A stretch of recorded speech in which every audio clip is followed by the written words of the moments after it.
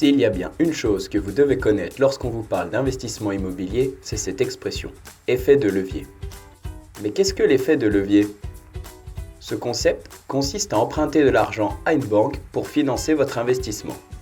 Comment cela fonctionne lorsque vous achetez pour louer? Le bien immobilier, illustré par la grosse pierre, représente un gros achat de plusieurs centaines de milliers d'euros. Votre apport, soit la somme d'argent personnel que vous investissez, est symbolisé par la petite pierre.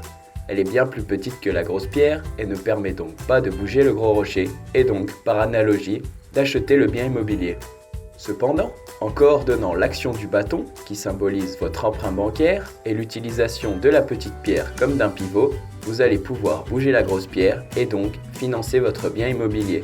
Dans le cas d'un investissement locatif, le bâton est actionné par le locataire grâce au loyer qu'il vous verse chaque mois et qui permet de rembourser les mensualités du prêt à la banque. Vous devenez ainsi propriétaire d'un bien cher en remboursant facilement votre emprunt. Un minimum d'apport reste toutefois nécessaire car il permet de rassurer la banque.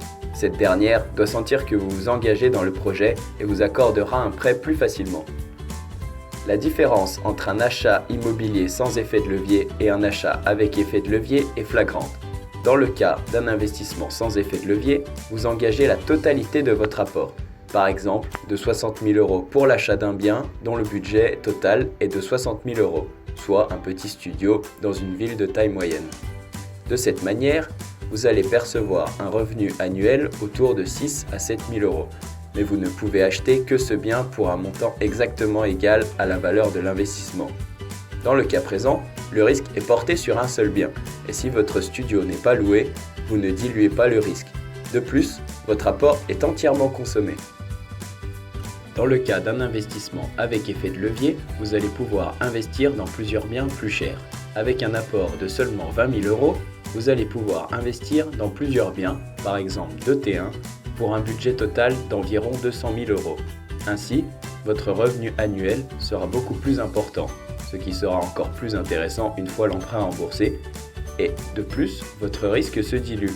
Vous conservez ainsi 40 000 € et impactez peu votre capacité d'endettement. En résumé, il est bien plus intéressant de passer par un emprunt bancaire si les bénéfices issus du placement sont supérieurs au coût de l'emprunt, car il permet d'acheter un bien cher en engageant un apport faible et permet d'augmenter le revenu généré. Il permet aussi de diluer le risque. Dans un second temps, il permet de déduire de vos impôts les intérêts d'emprunt. Et troisièmement, c'est aussi le moyen de protéger votre capacité d'investissement et ainsi garder vos économies en cas de souci ou pour un autre achat. Votre banque vous prêtera plus facilement en conservant votre apport. L'effet de levier est d'autant plus intéressant que les taux actuels sont bas. Enfin, pas besoin d'être riche pour investir. En moyenne, nos clients n'investissent que 10% du montant de l'investissement, soit 20 000 € d'apport, en empruntant sur 20 ans pour des achats dont le budget total moyen est de 200 000 €.